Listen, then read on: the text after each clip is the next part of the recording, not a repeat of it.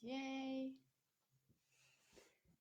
Great. I will go invite some of you while I wait for you to come online.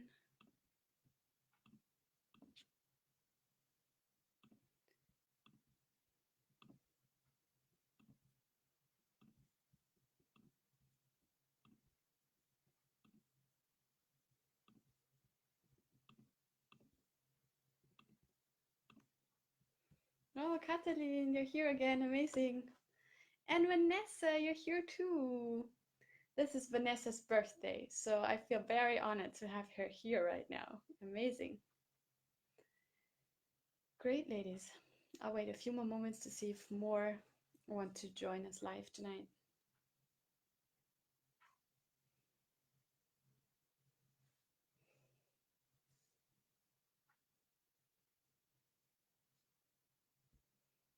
Vanessa, how was your birthday?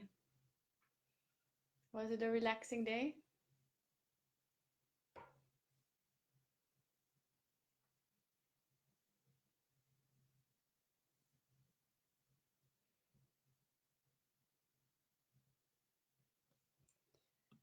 Okay.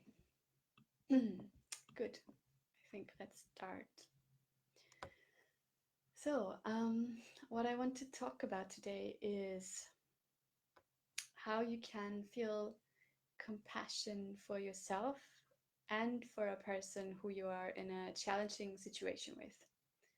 So, I mean, it happens to all of us that, um, we are in this kind of situation with somebody, and I believe that we all want to get along with others and just love and be loved, and yet it can seem so hard sometimes. But I do believe that um, I believe we have a real power to choose, and we can choose love over fear. And I want to show you how. And in all of this, I'm not claiming to be any kind of expert. I'm just another human being who is in a severely challenging situation at the moment. And I'm just looking for answers to stay true to myself. And this practice came to me, and yeah, it resonates a lot with me. And I look forward to sharing it with you. Ah, Blue, you're here as well. How nice. Yeah, so I'm going to tell you a little bit more about what I'm going through at the moment before we start the actual practice. And if you want to, then you can let me know in the comments who you are having a difficult time with. So, yeah, as many of you already know, I've received a notice 2 weeks ago that my presence is required at a court hearing because my son's father is going for sole custody. And yeah, he claims that I'm not able to raise our son and that Findhorn is a sect and a dangerous place for him to grow up. And he claims lots of really horrific things. Like he basically says that I'm a prostitute, that I am prostituting myself to be able to stay in Findhorn. And it goes on, like saying that I deny my son the right to medical aid and to education, and that I'm basically a crazy person who lives in a make-believe world. And yeah, the list goes on. So, you know, I got a copy of the letter that he sent to court, and when I was just reading this page after page of slander about me and the place I love and my friends there, I just couldn't believe, that I had spent 5 years with the man who had written this, 5 years of trying so hard to please him in every way, and 2 years of trying to find lots of compromises that work for him, me, and most importantly, our son. And I just felt shocked. That's what I really felt. I just couldn't believe it. And then I cried. And then I felt okay. And I just felt that, I've been through so much already and I'm still here. I've survived. And, everything always turns out fine. And often afterwards, you know what things were, why they happened or what they were good for. And I just trusted that I would be okay. But then I called my family, and I love them so much and they love me so much, and they already knew about my ex because he had paid them a visit and talked to them for 5 hours. Well, talked at them basically for 5 hours, and they were panicking big time. You know, he was basically doing his best to make them panic, and they were really angry at him as well, and imagining worst case scenarios. And I was pulled into that stream of fear, and I didn't get angry, nor have I been angry, but I felt so afraid, you know. I felt so afraid. It was like they were bringing up a kind of fear that must have been there all along, just deeper inside of me.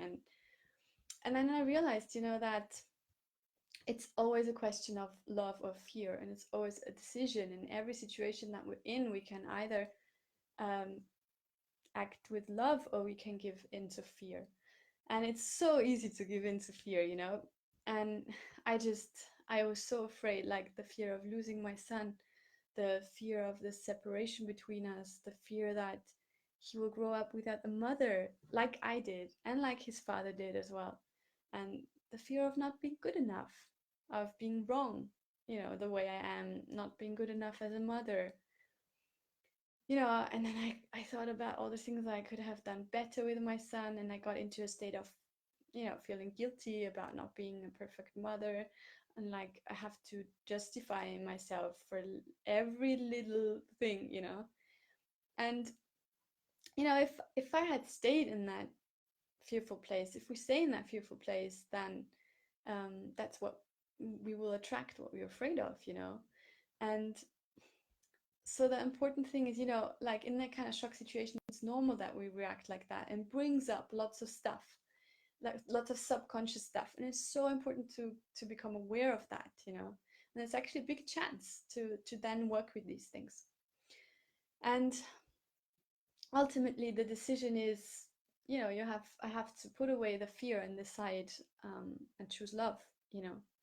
Because if love is really all there is between me and my son, then what can I possibly be afraid of?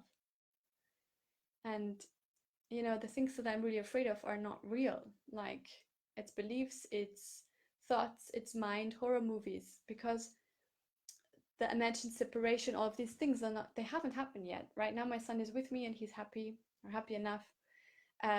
So it's all in a possible future, it's not real. And so this really made me realize that, you know, we have to choose the present moment over the mind, the story, the movie. And that obviously can also be really tricky. But when I choose to be in the present moment, when I really make that happen, then I realize that all is well, you know. And you know, my son clearly loves me, he clearly needs me. I know I love him more than I can say, and that I want to continue to take great care of him. So our intentions are clear. And yeah, what is now called for is just a bigger trust in life, and to accept myself the way I am, you know. Because if I have a lot of compassion and love for myself, then I have a lot of love and compassion for everybody else. And then I also know that there's nothing to be afraid of. And, you know, that's the kind of state I want to be in when I'm in front of that judge. Yeah, I just want to check your comments to see if anybody's written anything. No, not yet. So if you want to share who you're having a hard time with, please do. Good. So yeah, it's really important to acknowledge that what other people do or say, what they say about you, is not the truth about you. It is definitely true that everything that happens to you is somehow connected to you. And it is really a good idea to feel into what that connection is. So for me in this situation, I know that because I grew up without a mother, for that to happen for my son is probably the biggest fear I have. So that's one thing that I recognize, you know, as a theme, as a pattern, as something that has to do with me. And the other thing is that, you know, I was 9 years old when my mother died, and my brothers were basically babies. So, well, one baby and one toddler, and I took on a lot of responsibility for them and for my dad as well, who wasn't coping well. And um, and my dad still criticized me for basically everything I did. And I know that out of that, I developed a habit of attracting men into my life who are very demanding and still make me wrong for everything. And so that's the connection, you know, and it's good to be aware of that. And I love doing shadow integration practices to work with it.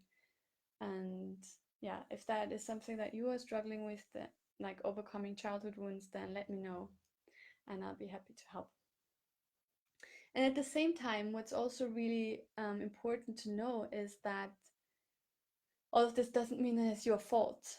And you're also not 100% responsible for everything that happens to you.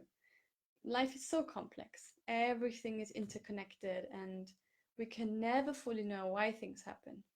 And we don't have to either. The why is not very important. What is important is how we respond to what happens to us, and to the people who are involved in it. And that's really what I want to go deeper with today, how we can respond. And yeah, you know, like about my ex, I really understand that he is reliving his own childhood trauma about losing his mother. And because he's so unconscious about it, he's doing the best he can to ensure that that will happen to his own son. And because I know that, I understand that, it's easy for me to have compassion for him. Uh, but that's also easy because he's not standing in front of me.